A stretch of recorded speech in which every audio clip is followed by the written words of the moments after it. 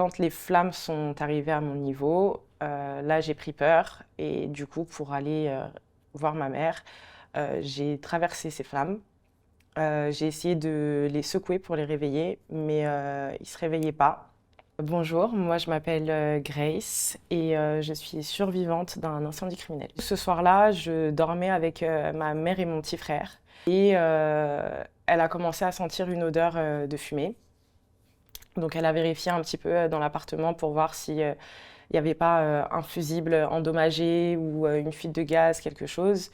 Elle n'a rien trouvé. Elle a également demandé à notre voisine si elle sentait une odeur de fumée. Mais ensemble, elles n'ont rien trouvé. Ma mère et mon petit frère se sont rendormis, moi pas. Et quelques minutes après, les flammes sont rentrées dans l'appartement. Moi, j'ai pris peur et je suis allée me réfugier au fond de la pièce, assez loin de ma mère et de mon frère. Au moment de l'incendie, j'avais 4 ans, j'allais bientôt avoir 5 ans. Et honnêtement, je ne me souviens pas du tout de savoir si j'ai crié ou quoi que ce soit.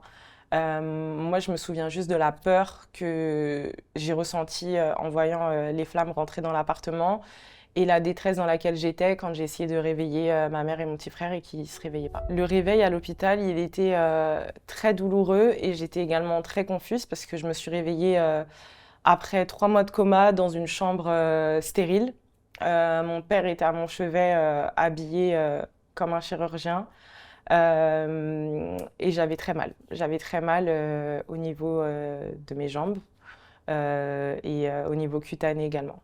Au moment de mon réveil, j'étais déjà amputée des 2 jambes en dessous du genou, mais je ne l'ai pas su tout de suite. C'est en me plaignant de la douleur à mon père, j'arrêtais pas de lui dire j'ai mal aux pieds, j'ai mal aux pieds, qu'il a appelé une infirmière et que l'infirmière m'a expliqué gentiment que j'avais été amputée des 2 jambes en dessous le genou. Et quand elle a soulevé le drap, c'est là où j'ai vu que j'avais plus mes 2 jambes.